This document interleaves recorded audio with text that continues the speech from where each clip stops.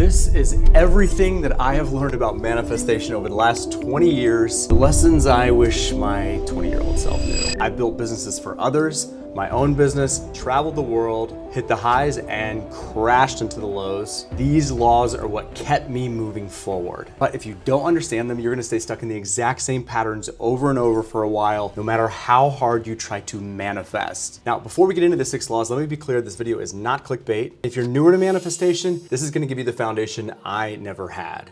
You've read the books, tried the techniques, journaled, visualized. You're gonna finally understand why some things manifested for you and why others didn't. And if you don't believe in any of this stuff, cool. Because these laws are also just psychology, understanding of identity, and the way that humans create actual outcomes. Now, these are all the laws in my full framework, but they will definitely change your life in a short period of time. Master these and your life will improve, period.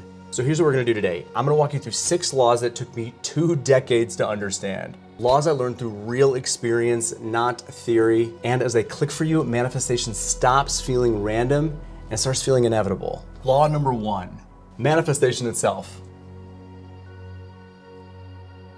Now, to define manifestation in its simplest terms, it just means putting something from your mind into physical existence. So something lives in your mind and your beliefs, but through conscious action, belief, focused plus beliefs plus actions equals physical existence. So when you align your internal beliefs and your thoughts into the person that actually would have these things in the physical plane by being the person that would take those appropriate actions to then thus have the physical thing.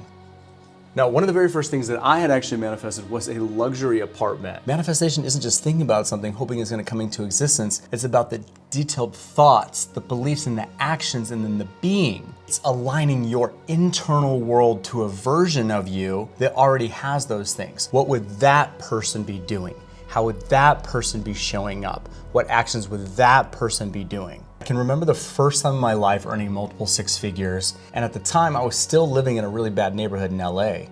In fact, I had 5 roommates at the time. I think I was paying $1,200 or $1,500 a month. And one particular weekend, there was this text thread of all the roommates complaining about stuff, so petty, and I just thought to myself, like an aha moment, I don't need to deal with this crap anymore. I have the financial resources to put myself in a much better situation. So what I first did was I changed my thoughts around this. And what that looked like was visually getting something into my headspace that I could see. So I looked up tons of places that I could live. I made a list of stuff that I wanted, made a list of stuff that I didn't want.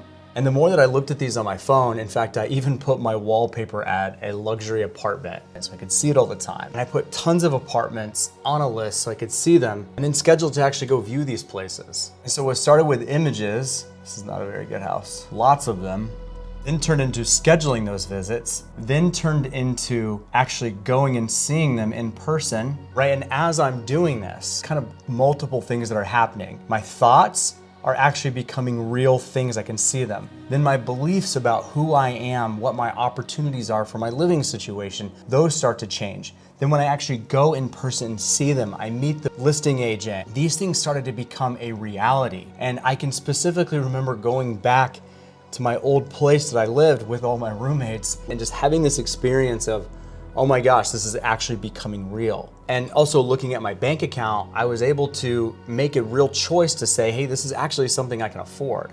So the thoughts being supercharged by these images, then the thoughts also being supercharged by these scheduled visits. Oh my gosh, we're doing this thing. Then the beliefs switching from here and becoming even more true the more that I was around these things, and the actions that I took, right, ultimately led me in a really cool luxury apartment. Ding. In fact, I took this really cringe picture right here outside of my apartment because I was just so proud of myself. I had really leveled up in my living circumstances. And this whole thing just started as thoughts. that then turned into beliefs, and then I took actions to make them happen. And it happened because my internal standards changed and my actions and my behaviors followed it. So manifestation only really works when your identity and your beliefs and actions are in alignment. They move together. If one of these is missing here, nothing happens. And the real reason you might be stuck not being able to take the actions and change the behaviors, law number 2. Beliefs. Your beliefs set the upper limit of what you're able to actually manifest in your life. They set the actual limit. You cannot manifest outside of the container of what you think is possible for yourself and for your life. You are trapped in this container. Believe it or not, I used to be the type of person that could not believe that I could earn a lot of money and do so consistently. I was stuck here. Now, life is certainly more than just making money, but this is a huge part of it. The time of my life where I was really challenging this stuff and a lot of external stuff was changing as well, I started meeting people who didn't share this limiting belief. In fact, when I compared myself to them, more so when I sort of dissected them, not in like an envy type way at all, but really just looking at their thoughts, their beliefs, how they saw the world, how they acted, how they showed up at work. I kid you not, who I thought they were versus who they actually were completely different people. In fact,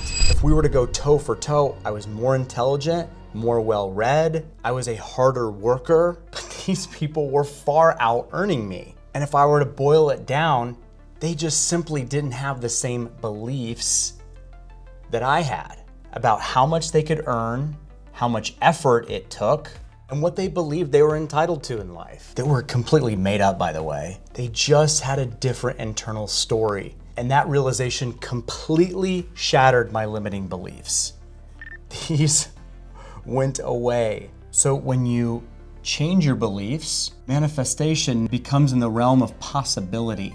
Possibility equals accessibility. Am I spelling this right? It's accessible, is within your reach, but your beliefs don't change, nor do they exist on their own.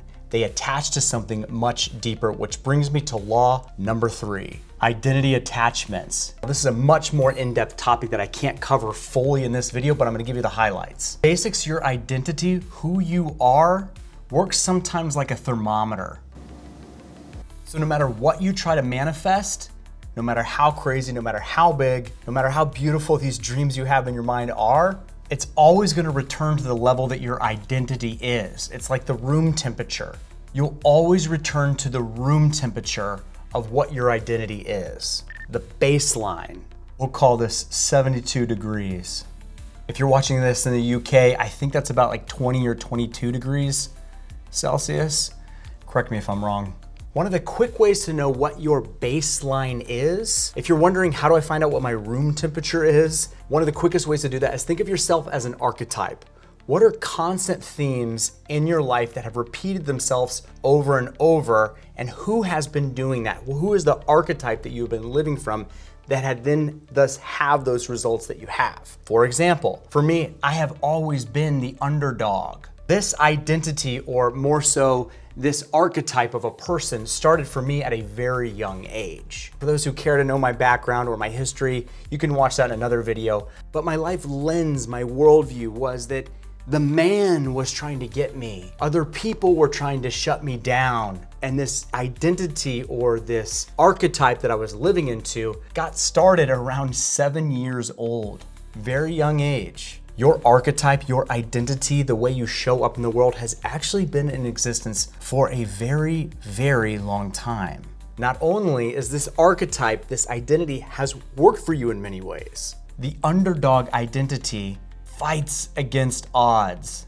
They overcome circumstances, right? Etc., etc. When the underdog achieves all of these things, they don't know where else to go. They don't know who now to become. So what will happen is they will play out underdog situations and create these, they will manifest these over and over and over again. And this becomes a problem when the results that you want for your life, for your people, for your business, for your career, when they keep hitting a glass ceiling. And no matter how much effort, no matter how much work you put in, it keeps repeating itself and you are still stuck in a box, a container, a glass ceiling of what you're able to accomplish. So when I stopped identifying as the underdog, clients came easier, opportunities flowed, and I stopped self-sabotaging. So if you don't update, if you don't rebuild this identity, all of your manifestation will collapse. Even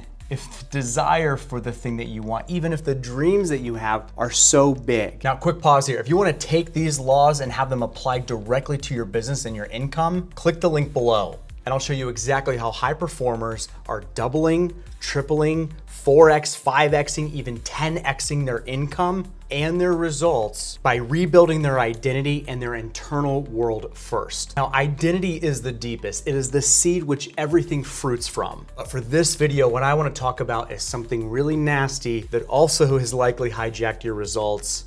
Law number 4, fear. Fear breeds resistance, and resistance blocks manifestation, what you want. Now, there are times in your life where you are doing the work, right? You've got your vision boards up, you've got your beliefs, you're going to places to change your beliefs, you're interacting with new people. But then you get this opportunity, you get something that comes your way, and you either squash it completely or you don't respond to it. And if you do respond to it, you're definitely not responding to it in a timely manner. And this manifests itself in your career, your ambitions, your passions, right? Where good things will come your way. They will come your way. The things that you had asked for, the things that you have glued up on your ceiling, your vision board. You have been begging God, the universe, whomever for these things, and they come. And so that I'm speaking directly to you, this is how it shows up. Logic. I need to think about it a little bit more, or I need to run an analysis. Which there's time and place for analysis. There's times for projections. There's time for charting something, getting the scope of work, etc. But for you few people, you know who I'm talking about.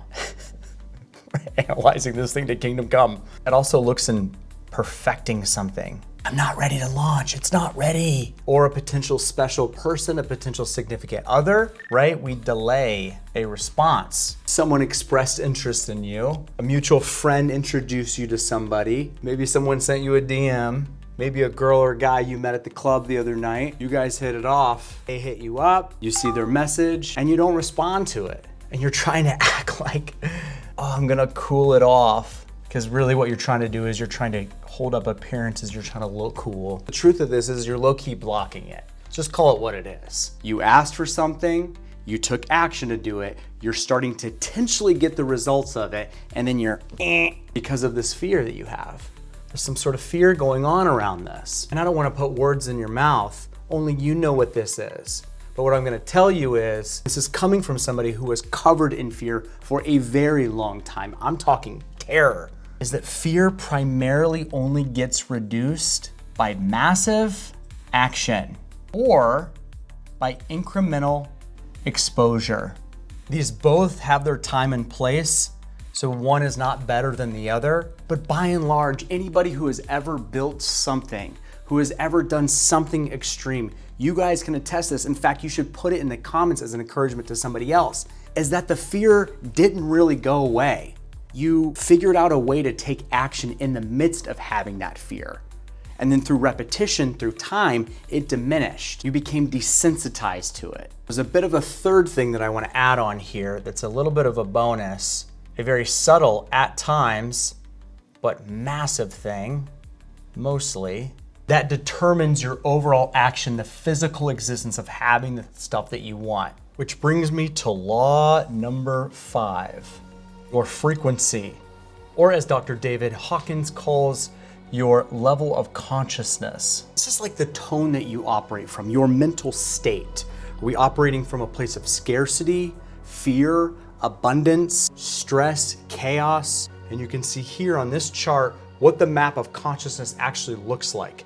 They start at the bottom with death, all the way up to the top here. They're frequencies. Now, these change, they go up and down, but primarily you operate from a chunk of frequencies. So are you primarily operating out of a chunk of frequency of shame, fear, guilt, or more so from a place of courage, love, passion, excitement, action, momentum? Because your level of consciousness, your frequency determines what you are literally able to see, what you notice, and what you act on, and what you attract into your life. The resonant frequency, the vibration, are they matching or are they out of match? So if any of you watching have ever gone through a significant grief in your life, you know what it's like to operate at a level of grief, of death.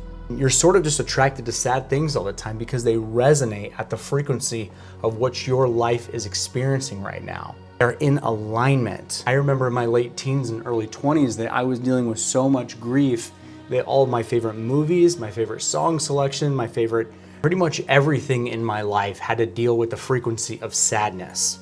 I felt that sadness was the truest emotion, that there was nothing else deeper and more real than that. So I attracted other people into my life that were at that same resonant frequency.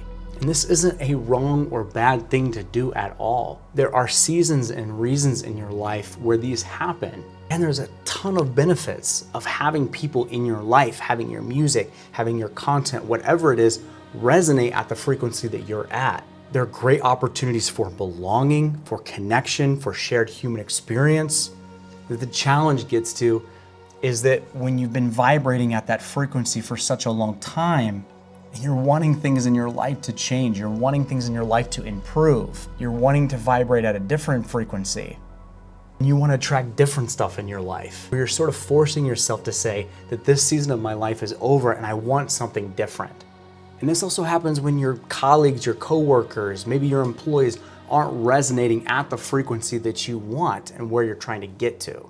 Just going back and sharing personally is this frequency that I was operating of death, of grief. I had outplayed this frequency.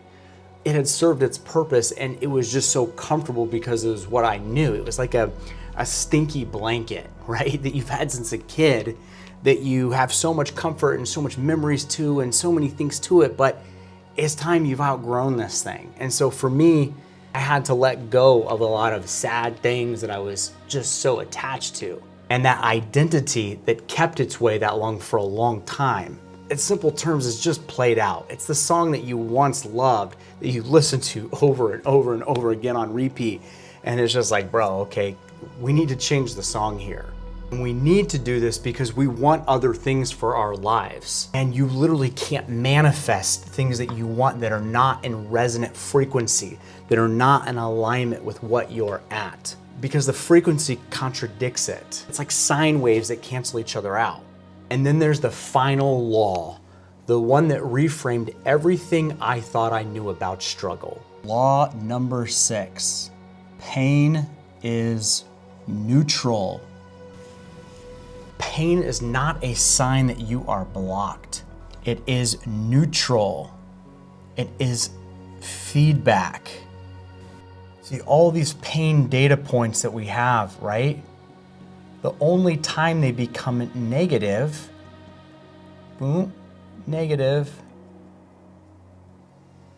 Let's quote it here, negative. This is a bad thing that happened, is when you assign that meaning to it. And you're the one that ultimately decides the meaning. So again, just sharing personally, when I let go of that very, very long season of grief, I had to change my beliefs around it was okay to be done grieving, that it was okay to be done being sad all the time, that I could still love those people that died and hold them in my heart and my memories, and it didn't mean that I didn't love them because I wasn't sad all the time. And there are things in your life that have happened, very painful things. They've happened in your personal life and they've happened in your career or the business that you own, that you have not worked through. And it is manifesting the same results over and over again. You need to get to work on remaking meaning out of these things, of reauthoring them and alchemizing them to be rocket fuel. So when suffering becomes neutral or positive, it literally breaks down resistance and manifestation of things becomes so much easier. Now that you understand these 6 laws at a fundamental level, the next step is to actually apply them externally. If you want to take these principles and apply them to help you get unstuck or to scale or to create a new life for yourself, click the link below and I will walk you through exactly how. Now remember, these 6 laws aren't everything. They're just a foundation that you can get started on today. And once these click, manifestation stops feeling random and starts becoming predictable. Peace, and I'll see you in the next.